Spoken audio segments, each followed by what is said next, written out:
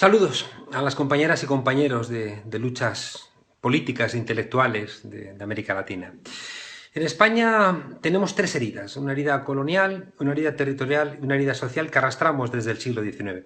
La herida colonial tiene que ver con un imperio que fue temprano, que se perdió temprano y que no ha sido asimilado, y que lleva, a diferencia, por ejemplo, del colonialismo inglés, a tener un cierto complejo, que lleva una relación muy paternal con América Latina, con África, y una relación de subordinación con Europa.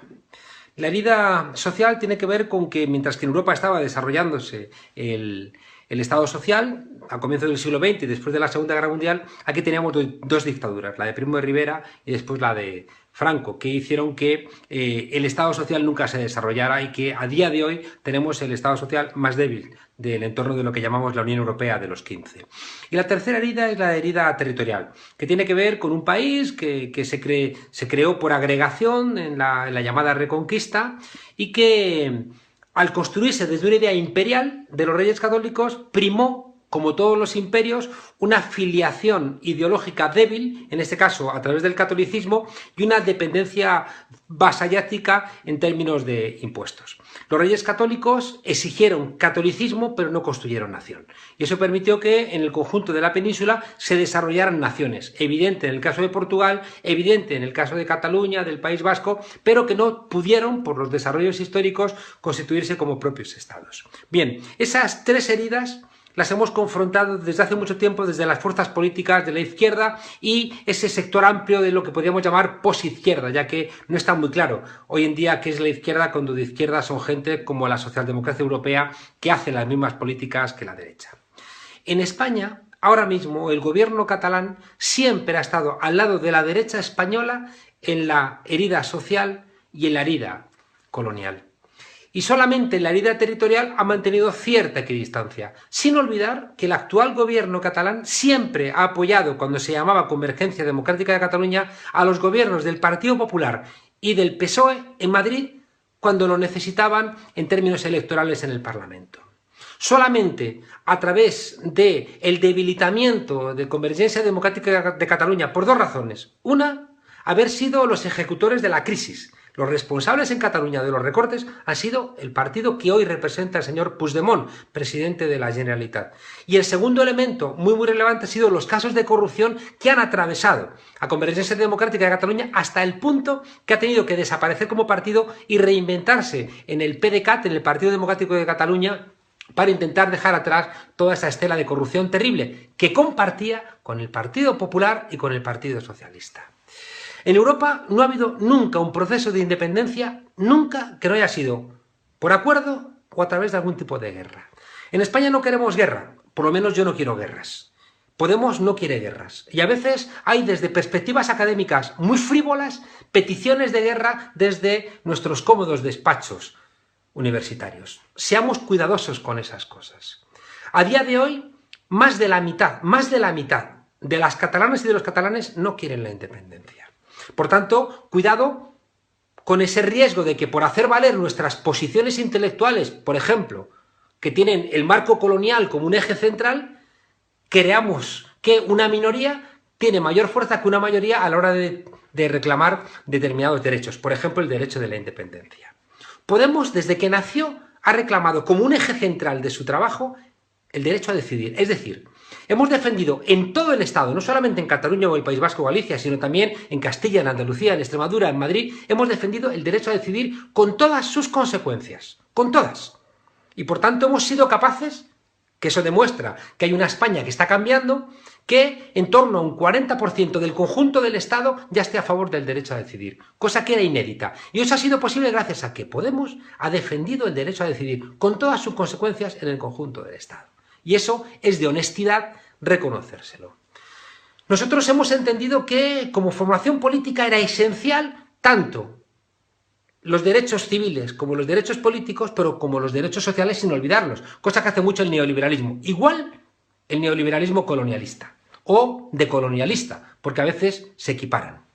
En ese sentido hemos planteado que había que solventar de una vez por todas el tema identitario, que había que dejar de hablar de identidad, y para eso lo mejor era que votase el pueblo de cualquier nacionalidad histórica española, cuál era su imbricación en el conjunto del Estado.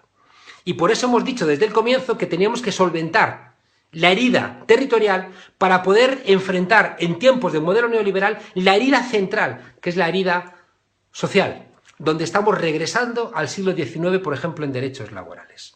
Qué curioso que ahora en Cataluña el gobierno de Puigdemont, que ha sido el principal actor de recortes neoliberales, esté defendiendo romper con la legalidad constitucional española en nombre del derecho a la identidad. Reconocemos el derecho de los catalanes y las catalanas a decidir libremente, desde el principio, cuál es su inserción en el conjunto del Estado. Pero entendemos que es estúpido, aunque lo defiendan académicos desde su comodidad, de su despacho, la vía de la fuerza. Entendemos que en España no va a haber ninguna independencia, ninguna por la fuerza, ninguna, porque no lo permite la Unión Europea, porque la mayoría de los catalanes no la quieren y porque la mayoría de los españoles tampoco. Y por tanto, parece inteligente buscar líneas de acuerdo para que los catalanes y las catalanas puedan establecer con libertad cuál es su engarce en el conjunto de España y podamos no perder de vista los derechos sociales, cosa que históricamente siempre ha perdido de vista el actual gobierno de Cataluña. Por tanto, creo que, igual que ayer nos manifestamos en la Puerta del Sol protestando porque el Partido Popular, en su lucha contra los independentistas, está quitándonos derechos civiles al conjunto de los españoles. Y salimos a la calle, al lado del Partido Democrático de Cataluña, de Esquerra Republicana de Cataluña, es decir, de los partidos independentistas, salimos a la Puerta del Sol de Madrid a protestar contra los recortes en el Estado de Derecho que pone en marcha el Partido Popular. Porque somos conscientes de que el Partido Democrático de Cataluña y Esquerra Republicana de Cataluña están fuera de la Constitución, pero están fuera de la Constitución respecto de artículos viejos. Si en España la participación pudiera aplicarse como en otros países, no estarían fuera de la Constitución, pero hoy están. Pero no se nos olvida que también están fuera de la Constitución los responsables del Partido Popular que están frenando la libertad de expresión, frenando la libertad de imprenta, frenando la libertad de reunión, ganando elecciones de una manera fraudulenta con dinero negro, teniendo ministros reprobados, impidiendo que la justicia tenga independencia para actuar. Y que, por tanto, igual que el gobierno de Puigdemont está fuera de la Constitución, el gobierno de Rajoy está fuera de la Constitución. ¿Cómo solventamos este reto que no nos lleve a una situación de violencia? Hemos planteado un encuentro este domingo de parlamentarios estatales, municipales, autonómicos, de alcaldes, de cargos públicos donde han decidido estar los independentistas. Por tanto, quien está criticando a Podemos por no estar apoyando el derecho a decidir, debiera informarse un poquito más para saber que el gobierno independentista de Cataluña va a ir este domingo a una reunión convocada por Podemos para dialogar y encontrar una salida negociada al legítimo derecho de los catalanes y catalanas de escoger cuál es su implantación en el conjunto del Estado. Pero no vamos a olvidar en ningún momento de que detrás de cualquier decisión política también están los derechos sociales, cosa que a veces algunos se olvidan. Creemos que estamos en un momento donde se demuestra que la Constitución del 78 ha agotado sus posibilidades, que tenemos que ir a un proceso constituyente. Lo hemos dicho desde el comienzo.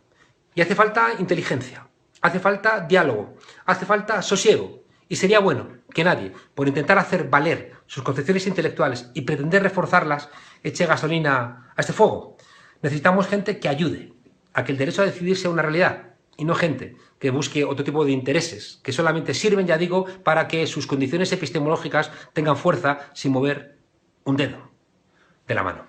Creo que vivimos en mundos convulsos, vivimos en mundos atravesados por brutalidades medioambientales, de racismo, de brutalidad, de explotación, y por tanto hace falta mucha inteligencia, y los académicos tenemos la obligación de poner la sensatez que no está poniendo este mundo.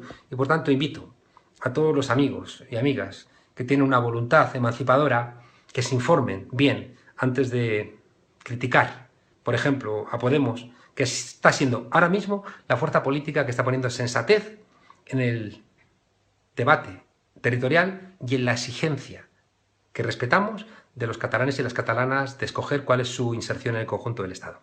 Y que somos los que estamos confrontando de manera más decidida, con una moción de censura incluso, al gobierno del Partido Popular, que sabemos que está vaciando nuestra democracia. Un saludo.